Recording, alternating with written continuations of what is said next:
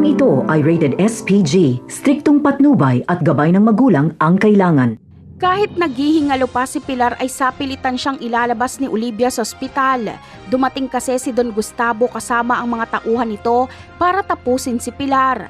Mabuti na lang ay naitakas ito ni Olivia. Magkakaroon ng barilan sa ospital dahil hindi papayag si Don Gustavo na matakasan siya ni Pilar.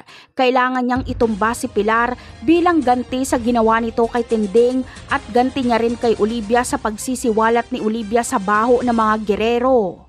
Samantala, dahil sa ibinunyag ni Olivia ay naramdaman ni Roberto na talo na sila, kaya agad niyang tinawagan si Lucio para tambangan si Tanggol.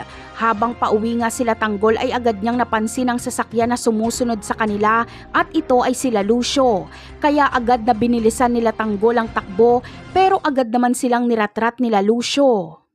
Alam ni Tanggol na madadamay si Marites at Don Julio. Kaya bababa siya sa sasakyan dahil siya lang naman ang habol ng mga Red Phoenix. Ligtas sila Marites kapag hindi niya ito kasama. Mag-isang makikipagbakbakan si Tanggol sa Red Phoenix. Sa dami nila Lucio ay hindi nila masukol si Tanggol. Bagkos ay malalagasan ng Red Phoenix.